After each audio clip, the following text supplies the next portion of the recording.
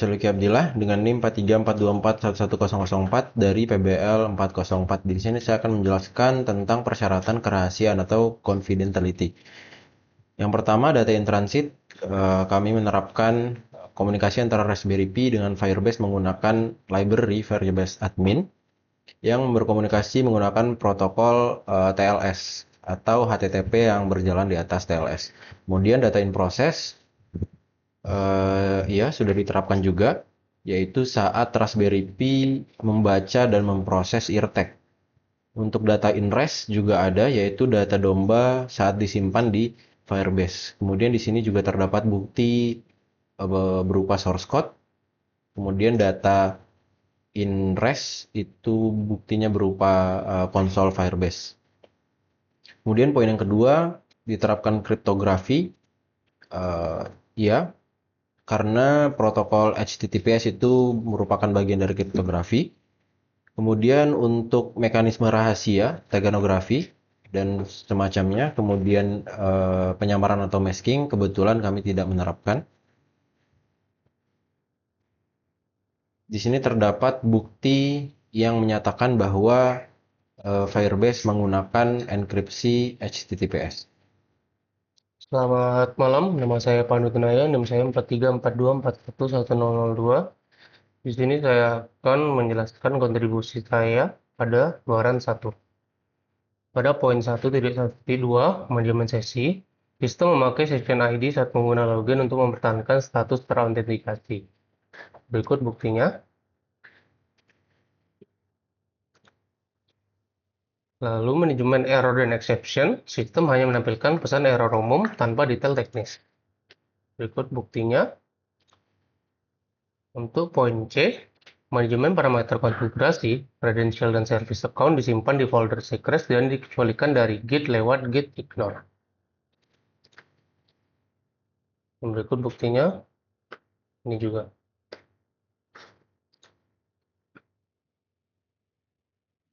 Poin 1.1.3.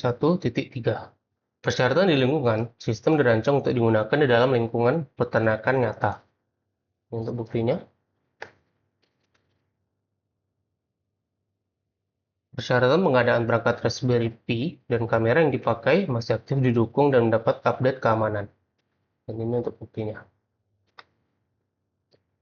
Poin lain seperti pengarsipan, anti pembajakan, race condition, dan persyaratan internasional memang tidak diterapkan pada sistem ini. Halo, saya Kesha Ginaya dengan NIM 434241105. Di sini saya akan mempresentasikan luaran yang pertama yaitu persyaratan keamanan. Pada kontribusi yang pertama yaitu tipe data. Untuk data terstruktur, sistem kami sudah menyimpan data domba dalam bentuk tabel database. Berikut buktinya. Lalu pada data tidak terstruktur, foto hasil scan eartag hanya dipakai sementara dan tidak tersimpan. Berikut buktinya. Lalu pada kontribusi selanjutnya memberi label pada data. Untuk label data, akses dibatasi lewat field role pada koleksi users. Berikut buktinya. Lalu untuk kepemilikan dan peran pada data, pemilik data sudah terdefinisi, yaitu data domba dimiliki oleh peternak yang login. Data juga sudah memiliki created dan update time di database. Berikut bukti yang pertama dan berikut bukti yang kedua. Lalu pada kontribusi selanjutnya ada data lifecycle management. Untuk DLM, data yang dikelola hanya data domba dan silsilahnya. Dengan siklus dibuat, dipakai AI, diperbarui, lalu tersimpan di Firestore. Berikut buktinya.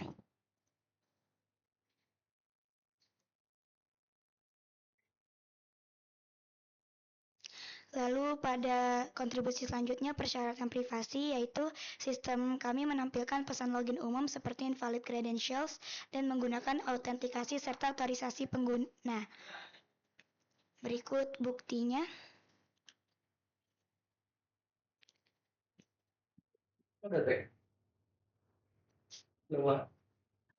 Assalamualaikum warahmatullahi wabarakatuh. Saya Rizky Alfiansyah dengan NIM 43424 11022 dari tim PBLTRPR 404 dengan proyek Dombaku. Pada luaran 1, saya berkontribusi dalam diagram use case dan misuse case dengan catatan model serangan. Di sini, saya membuat diagram use case beserta analisis skenario-nya dengan alur utama login, skin tag, domba, lalu sistem menampilkan rekomendasi perkawinan. Saya juga membuat diagram use case untuk mempertimbangkan potensi penyalahgunaan seperti akses tidak sah. Untuk pembuatan model serangan, identifikasi serangan dan sumber ancaman baru dilakukan pada tahap awal dan akan diperdalam ketika sistem masuk tahap implementasi. Di sini terdapat bukti diagram use case dan misuse case.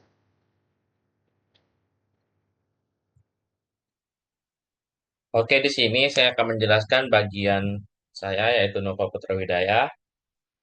Bagian saya yaitu memilih kontrol mitigasi. Apakah sudah dianalisis kontrol keamanan untuk memitigasi serangan pada software?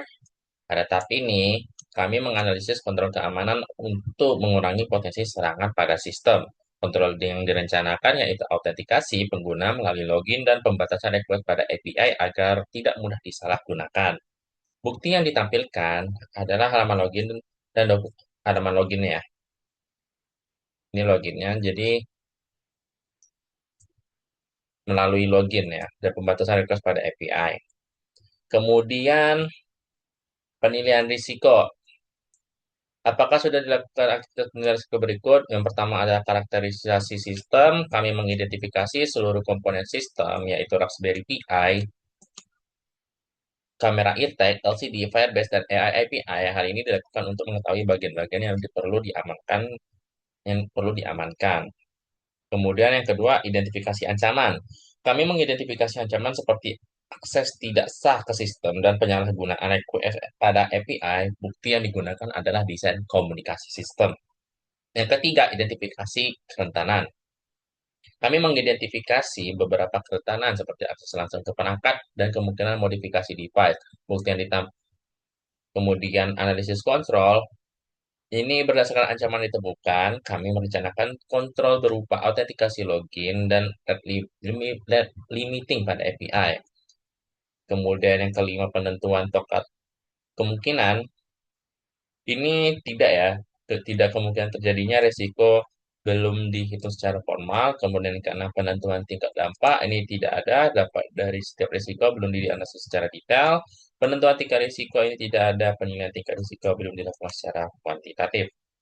Kemudian ada rekomendasi kontrol. Ini kami merekomendasikan penggunaan HTTPS dan autentikasi pengguna sebagai kontrol keamanan. Bukti yang digunakan adalah diagram koneksi TPS. Kemudian ada dokumentasi hasil. Ini tidak, dokumentasi formal mengenai analisis resiko belum dibuat. Dan kemudian ini bukti di mana ini adalah ya sebuah diagram arsitektur sistem keseluruhan sistem ya.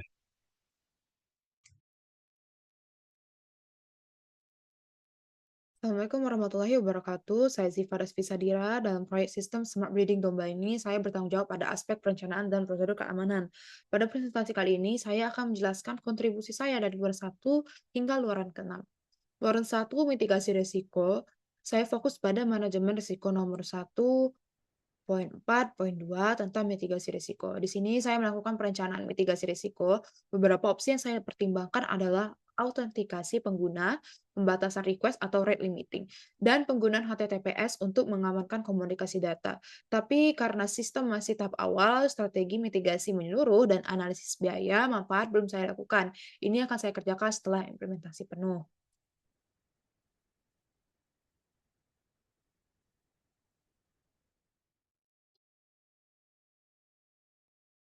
Baik, pada kontribusi yang terakhir yaitu evaluasi dan penilaian risiko. Evaluasi risiko berkala direncanakan setelah tahap implementasi selesai. Berikut buktinya. Halo, nama saya Pandunaya. Saya di sini akan menjelaskan kontribusi saya pada luaran 2. Poin 2.1.1 desain kerahasiaan. Manajemen kunci, credential dimuat dari file service account, tidak ditanam di dalam kode sumber. Berikut buktinya. Penyamaran, saat login gagal, sistem menampilkan pesan umum, email atau password salah, tanpa mengungkap detail spesifik. Berikut buktinya. Ini juga buktinya. Poin 2.1.2 Desain integritas. Data pengguna dan domba dikelola terpusat di Firestore dengan akses terkontrol dari backend. Berikut untuk buktinya. Integritas referensi lewat relasi induk jantan dan induk betina antar dokumen, serta resource locking, data hanya bisa diubah oleh pemilik yang sudah login. Ini buktinya. Lalu untuk ketersediaan, skalabilitas sebagian terpenuhi karena berbasis cloud, replikasi dan failover belum diterapkan. Kemudian untuk luaran 2, saya akan jelaskan pada bagian desain autentikasi, apakah sudah terdapat desain untuk fungsi autentikasi. Ya, sistem menggunakan mekanisme login dengan username dan password, hanya pengguna yang berhasil login yang dapat mengakses sistem.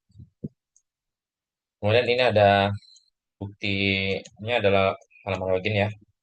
Kemudian untuk desain otorisasi, ini apakah sudah terdapat desain untuk otorisasi menggunakan mekanisme kontrol akses tersebut? Ya, desain otorisasi baru diterapkan sebagian akses fitur dibatasi berdasarkan status login dan setiap peternak yang dapat mengakses data miliknya. Jadi untuk direktori ini belum diterapkan secara eksplisit.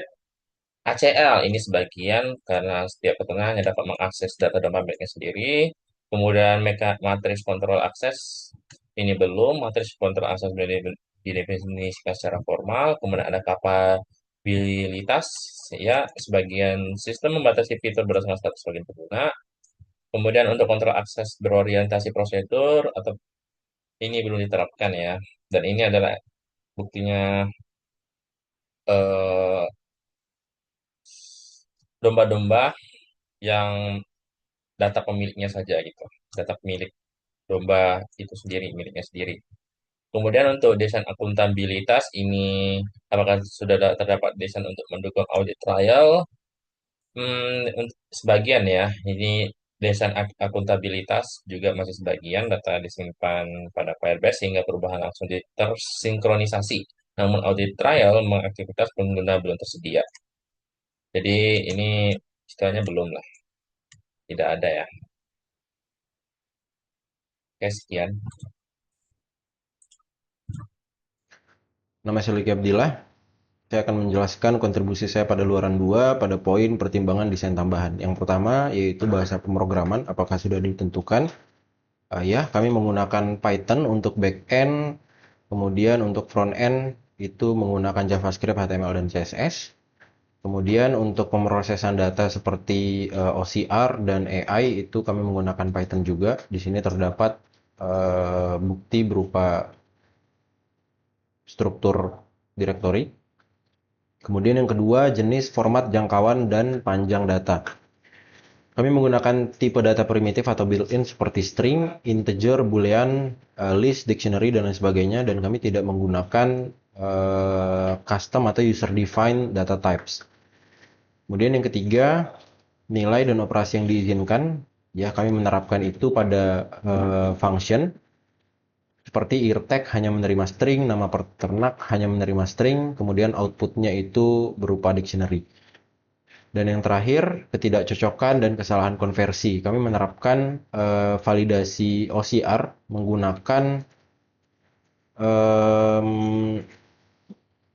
regex. Bisa dibilang ini bukan regex juga. Ini seperti hanya mengambil nomor dan huruf dan membuang karakter-karakter unik.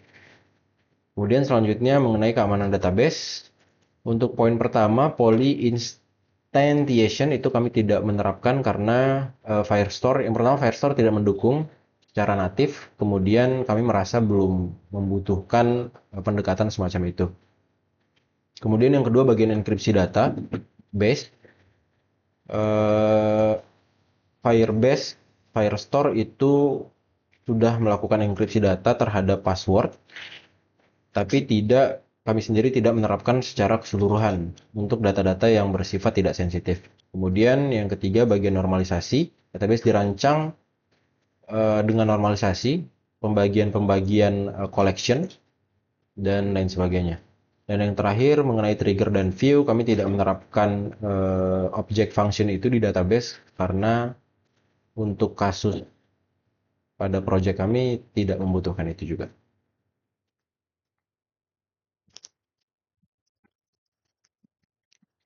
Baik, saya Kesha Ginaya akan menjelaskan kontribusi luaran 2 desain keamanan. Kontribusi yang pertama, desain antarmuka. Untuk antarmuka pengguna, sistem kami punya tampilan web untuk peternak dan tampilan LCD di perangkat Raspberry Pi. Berikut buktinya. Lalu untuk antarmuka API, kami merancangnya dalam bentuk struktur JSON sebagai acuan format data yang nantinya akan disesuaikan menjadi endpoint di tahap lanjutan. Berikut buktinya.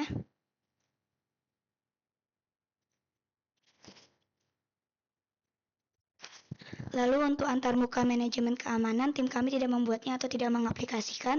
Lalu untuk antarmuka RFBand, kami juga tidak menerapkannya. Dan untuk antarmuka log, kami tidak membuat log khusus, hanya timestamp otomatis dari Firestore. Halo, saya Rizky Alfiansyah. Di sini pada luaran 2 tentang interkonektivitas dan dekomposisi software, diagram arsitektur, Raspberry Pi sebagai hulu terhubung ke backend web, sebagai hilir melalui API dengan protokol HTTPS. Untuk tabel dekomposisi atau attack surface, saya memetakan ketergantungan eksternal seperti library OCR, framework WAI, dan koneksi internet. Titik entry utamanya yaitu halaman login dan endpoint API. Aset utama berupa data domba, silsilah, dan kredensial pengguna. Attack surface yang mencakup form login, endpoint API, dan antarmuka web, serta trash level di mana hanya peternak yang sudah login yang dipercaya mengakses data.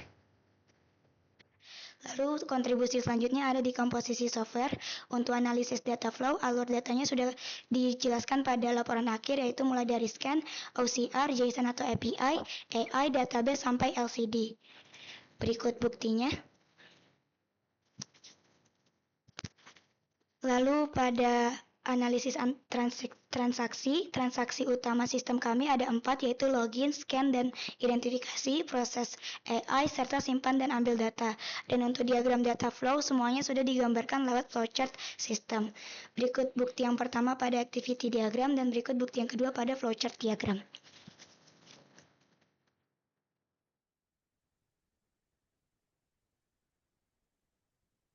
Luaran 2, identifikasi ancaman. Untuk luaran 2, saya berkontribusi pada identifikasi dan pengurutan ancaman di nomor 2.3.2 dan 2.3.3.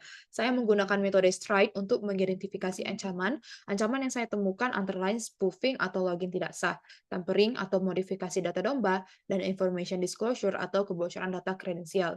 Risiko tertinggi yang saya identifikasi adalah akses tidak sah ke data domba. Penanggulan yang saya rencanakan adalah autentifikasi login, enkripsi password, penggunaan HTTPS, dan pembatasan akses peternakan.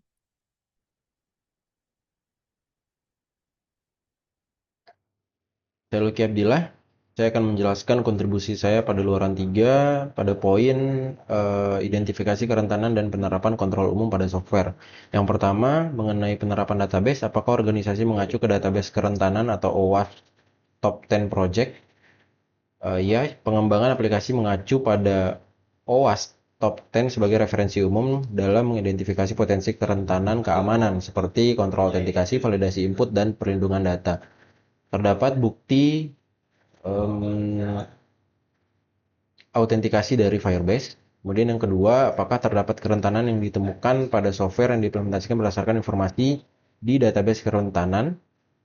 Jawabannya belum. Dilakukan pengujian kerentanan secara khusus menggunakan tools keamanan seperti OWASP ZAP atau Burp Suite, sehingga potensi kerentanan yang dipertimbangkan selama perancangan meliputi autentikasi, kontrol akses, dan keamanan komunikasi data saja. Kemudian poin selanjutnya mengenai praktek secure coding. Apakah teknik secure coding untuk mengurangi attack surface sudah dipraktekkan? Sebagian. Praktek secure coding yang telah diterapkan meliputi validasi input dasar seperti terdapat di sini bukti bahwa email harus mengikuti pola tertentu menggunakan regex, sehingga kalau tidak terdapat karakter khusus seperti add, kami menganggap alamat email tidak valid. Untuk luaran 3, bagian Nova Putra Bidaya, saya adalah source code versioning. Apakah source code versioning sudah diterapkan? Belum, tetapi akan diterapkan dengan source code yang dikelola menggunakan Git dengan repository pada GitHub, memungkinkan tim melacak perubahan kode secara terstruktur selama proses pengembangan berlangsung. Jadi belum diterapkan ya. Lalu, saya Wandunaya, saya akan menjelaskan luaran 3 untuk kontribusi saya. Poin 3.2.2, code analysis, analisis statis, saya menginspeksi kode dengan acuan WAPS. Hasilnya dirangkum dalam laporan analisis statis code. Itu untuk buktinya.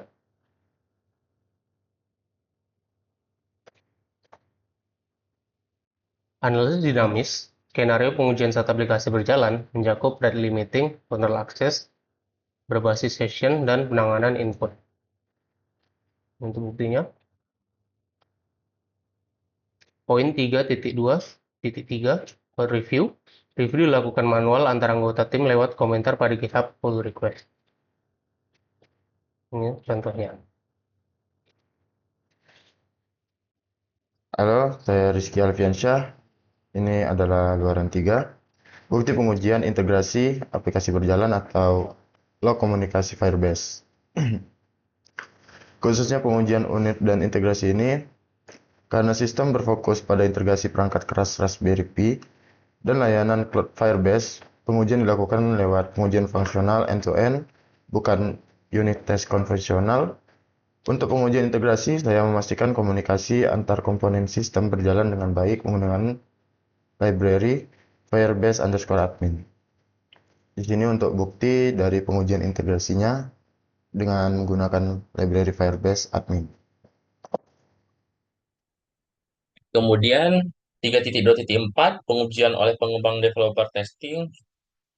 Bagian saya yang nomor 3 dan 4, pengujian regresi. Ya, pengujian regresi dilakukan setelah proses integrasi dan perbaikan sistem untuk memastikan fitur yang telah berjalan tetap berfungsi dengan baik setelah adanya perubahan. Kemudian nomor 4 itu pengujian software.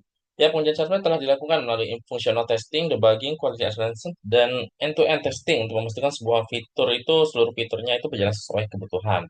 Untuk buktinya adalah laporan testing ini, di mana kami sudah men-testing semua fitur supaya dapat dipastikan berjalan secara lancar ya, fitur-fitur yang terdapat di proyek kami.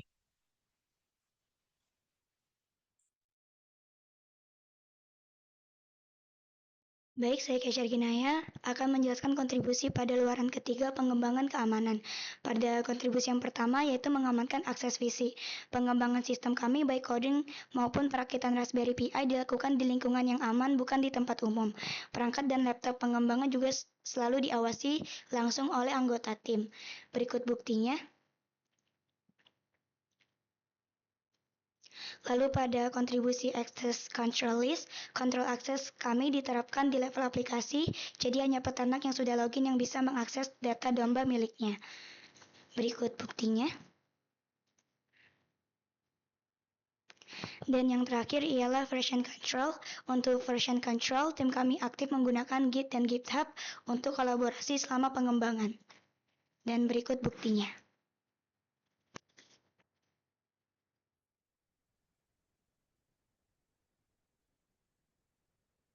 Luaran 3, build automation and code sign-in.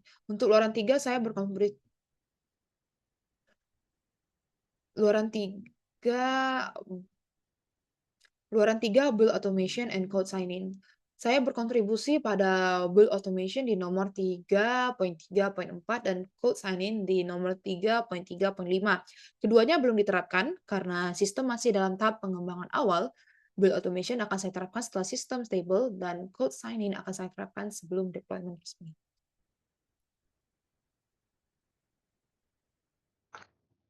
Saya Lucky Abdillah saya akan menjelaskan kontribusi saya pada luaran 4 mengenai validasi permukaan serangan atau attack surface.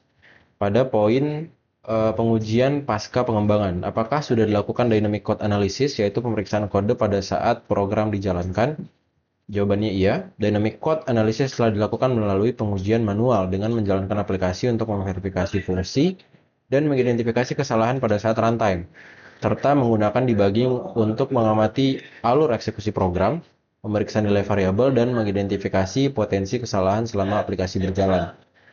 Karena testing dilakukan secara manual, terdapat bukti bahwa kami melakukan dynamic code analysis bersama-sama. Halo, nama saya Pablo Tenaya. Saya di sini akan menjelaskan kontribusi saya pada luaran 4. Poin 41.2 pengujian keamanan white box 20 unitas terhadap algoritma pencocokan di code Flash or Python, routing, pengecekan session, dan validasi input seluruhnya lulus. Berikut buktinya untuk white box. Black box pengujian fungsional dari sisi pengguna, login, scan ear tag, dan rekomendasi breeding. Berikut buktinya. Validasi kriptografi, koneksi HTTPS or TLS, dan enkripsi at rest sudah terverifikasi. Detail lengkapnya ada di laporan pengujian ini.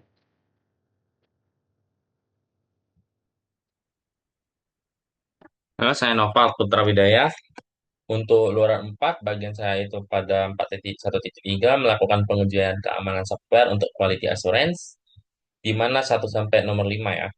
Bagian saya, apakah dilakukan pengujian keamanan software untuk quality assurance yang meliputi pengujian validasi input. Ya, form login dan input data domba diuji untuk data yang tidak sesuai format atau tipe. Jadi, untuk halaman login kami, jika tidak sesuai tipe pada username dan passwordnya atau salah password, itu sistemnya akan menolak. Kemudian untuk nomor 2, pengujian untuk kontrol cacat injection dan injection flow. Ya, sistem menggunakan Firebase Firestore atau NoSQL yang diakses melalui Firebase SDK pada kode Python sehingga tidak menggunakan file SQL dan terhindar dari SQL injection-nya. Akses data juga dibatasi oleh Firestore Security Rules. Ya, berikut buktinya pada Firebase kami, database Firebase. Kemudian pengujian untuk kontrol serangan scripting atau scripting attack ini belum, pengujian eksplisit terhadap XSS pada halaman web belum dilakukan. Kemudian pengujian untuk kontrol near penyangkalan atau non-repudiation ya belum, pencatatan aktivitas scan ear tag dan akses rekomendasi beserta identitas pengguna belum diimplementasikan. Kemudian nomor 5, pengujian untuk kontrol spoofing itu belum. Verifikasi atau autentikasi pada setiap request belum dilakukan secara formal. Halo, saya Rizky Alfiansyah. Di sini luaran 4 tentang demo penanganan error dan exception, tabel butir pengujian QA. Di sini untuk kontrol error dan exception handling atau failure testing, aplikasi sudah dirancang menanganinya sehingga saat terjadi kegagalan sistem tetap merespon dengan aman. Sementara 3 butir lain belum atau tidak dilakukan pada tahap ini dengan alasan yang jelas. Pengujian eskalasi hak istimewa tidak dilakukan karena sistem belum menerapkan RBAC dan hanya memiliki satu jenis pengguna. Perlindungan anti-reversing belum diterapkan secara logika AI, berjalan di backend yang tidak diakses langsung pengguna. Dan stress testing belum dilakukan karena sistem masih berskala prototype dengan pengguna terbatas. Di sini terdapat bukti dari control error dan exception handlingnya.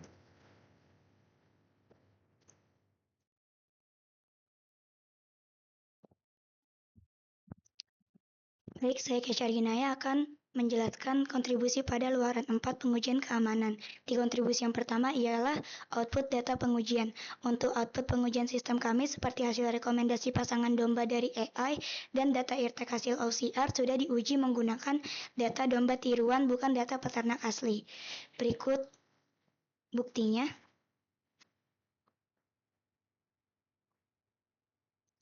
Lalu kontribusi yang terakhir ialah pengujian dengan transaksi sintetis.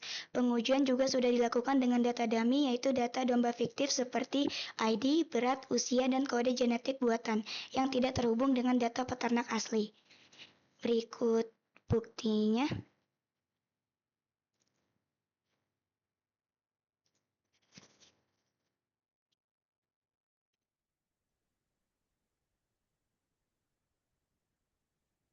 Luaran 4, manajemen pengujian. Saya berkontribusi pada manajemen data pengujian di nomor 4.2.3 dan pelaporan cacat di nomor 4.2.4.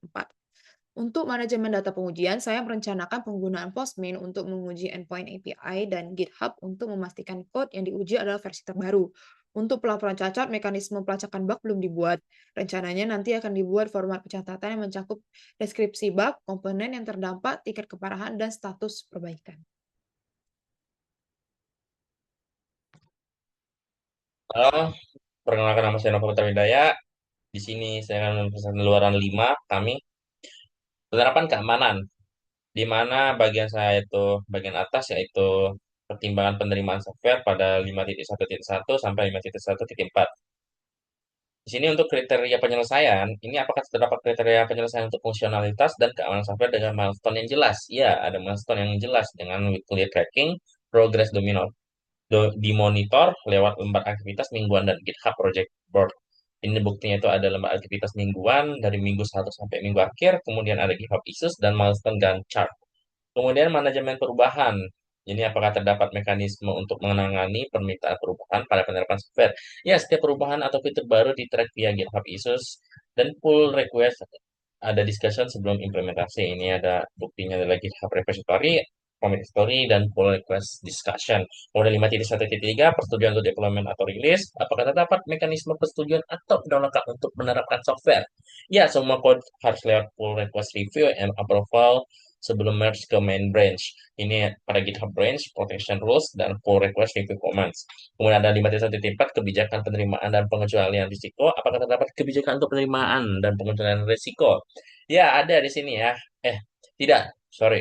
Risiko keamanan telah dipertimbangkan pada tahap desain sistem melalui penggunaan HTTPS, autentikasi pengguna, dan pembatasan akses. Namun, dokumen risk assessment formal serta kebijakan risk acceptance itu belum dibuat atau tidak diterapkan. Oke?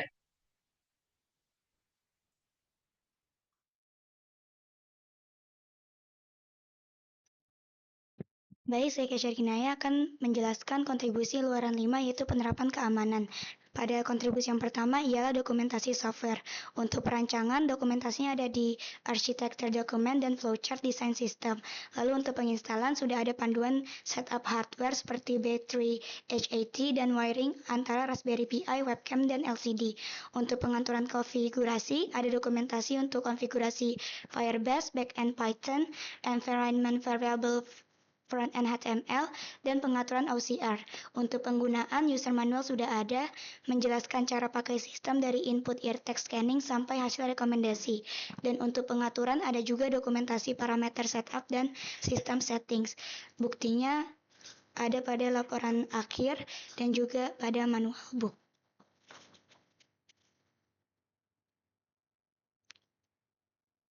Lalu untuk bagian review progres kami dilakukan tiap tahap dan tercatat di kolom progres pada logbook mingguan.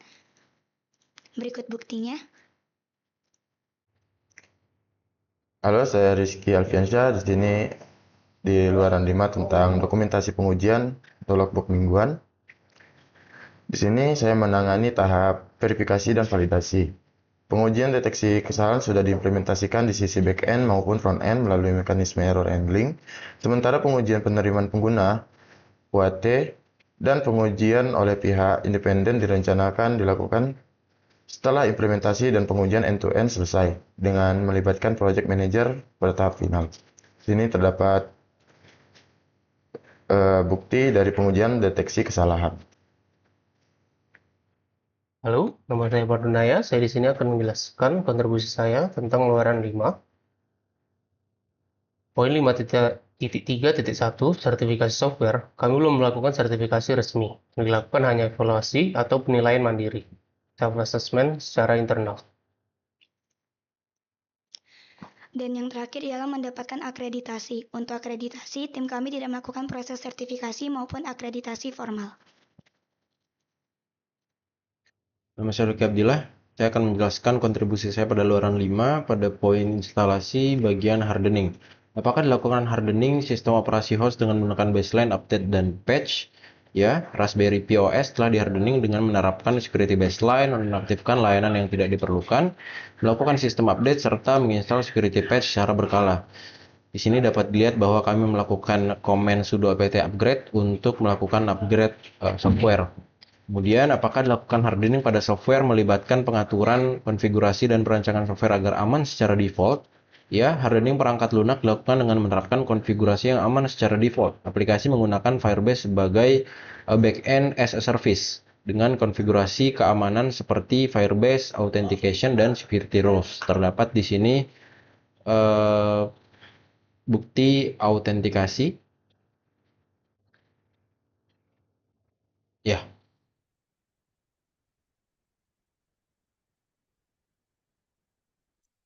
Luaran 5 deployment, saya berkontribusi pada instalasi dan Luaran 5 deployment, saya berkontribusi pada instalasi dan konfigurasi di nomor 5.4.2, 5.4.3, dan 5.4.4.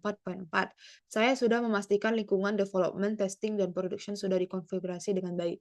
Saya juga sudah menyusun prosedur release menggunakan Git dan checklist pra-instalasi. Untuk power on self-test, ini akan saya jalankan setelah decision tree selesai dan pengujian penuh selesai.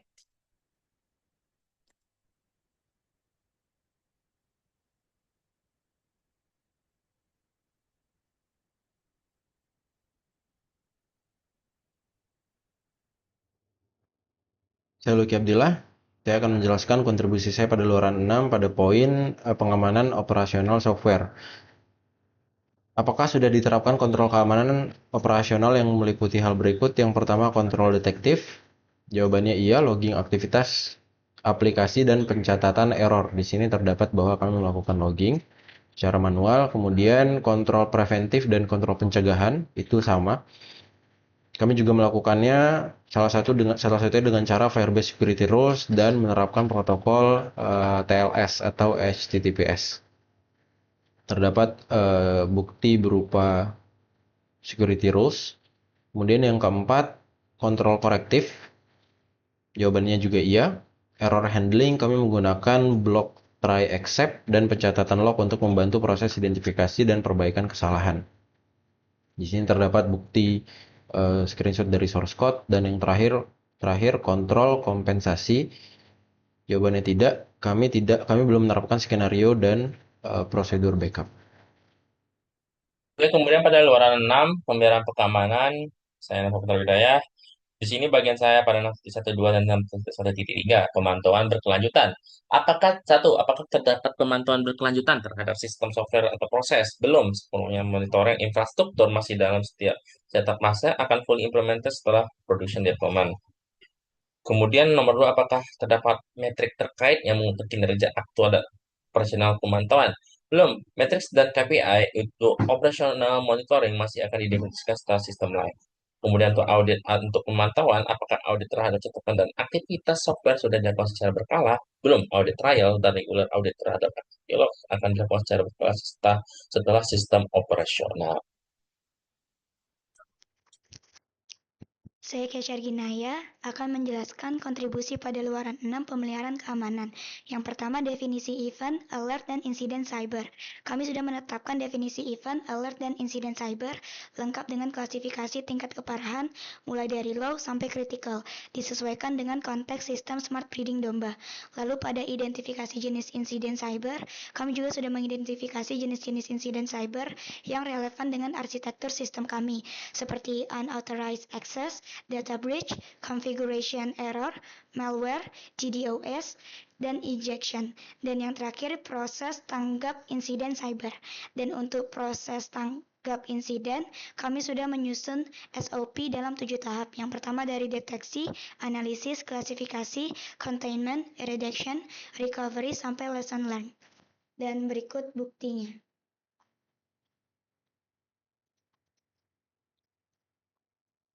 Halo, nama saya Pandunaya. Saya di sini akan menjelaskan kontribusi saya pada luaran 6.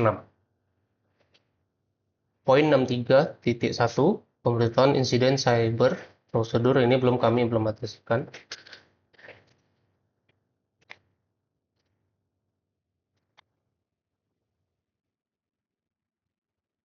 Poin 5.3.2 root cause analysis, kami punya prosedur FCA memakai 5 whys or 5 whys atau fishbone diagram untuk mengidentifikasi akar penyebab setiap masalah keamanan. Untuk buktinya, dan ini. Poin 6.3.3 penentuan solusi. Setiap masalah yang teridentifikasi dibahas lewat diskusi tim pada komentar pull request GitHub. Ini untuk buktinya. Poin 6.3.4 permintaan perubahan, change request melalui GitHub PR dan isu tracking. Setiap perubahan wajib direview dan di-approve sebelum merge. Buktinya sama. Poin 6.3.5 menerapkan solusi. Solusi diterapkan sesuai hasil yang di-merge dan merge dilakukan setelah di-approve dengan bukti yang sama juga. Lalu terakhir, poin 6.3.6 memantau dan melaporkan efektivitas solusi dipantai lewat issues yang masuk di GitHub. Dan berikut buktinya.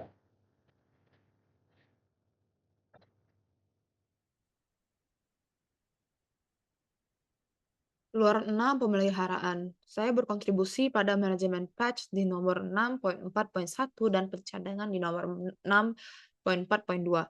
Untuk manajemen patch, saya merencanakan update OS Raspberry Pi secara bulanan, pembaruan library Python berkala, dan patch keamanan kritis akan segera diterapkan. Untuk pencadangan, saya merencanakan backup otomatis Firebase untuk database dan backup code melalui GitHub. Untuk kebijakan end of life, ini masih dalam perencanaan dan akan saya buat setelah sistem productions. Alasan bukti masih terbatas, saya ingin menjelaskan bahwa bukti implementasi untuk bagian saya masih terbatas. Hal ini karena peran saya lebih ke perencanaan dan penyusunan prosedur, bukan implementasi teknis. Selain itu, sistem ini masih dalam tahap pengembangan awal. Prosedur yang saya susun akan diimplementasikan secara bertahap seiring perkembangan sistem ke depannya. Sekian kontribusi saya dalam proyek ini, mulai dari mitigasi risiko, identifikasi ancaman, pengujian, deployment, hingga pemeliharaan. Terima kasih atas perhatiannya. Wassalamualaikum warahmatullahi wabarakatuh.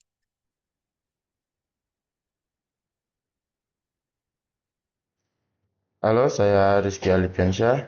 Ini pada bagian disposal atau luaran 6 yang mencakup 4 prosedur kebijakan akhir masa pakai atau end to life, kriteria penghapusan, sunset kriteria, proses penghapusan, sunset proses, serta penghapusan informasi dan sanitasi media. Keempatnya saat ini belum dibuat dan direncanakan disusun setelah sistem masuk tahap production. Untuk menetapkan periode pemeliharaan dan tanggal akhir dukungan, kriteria dan proses decommissioning hingga penghapusan data pengguna secara aman sesuai regulasi.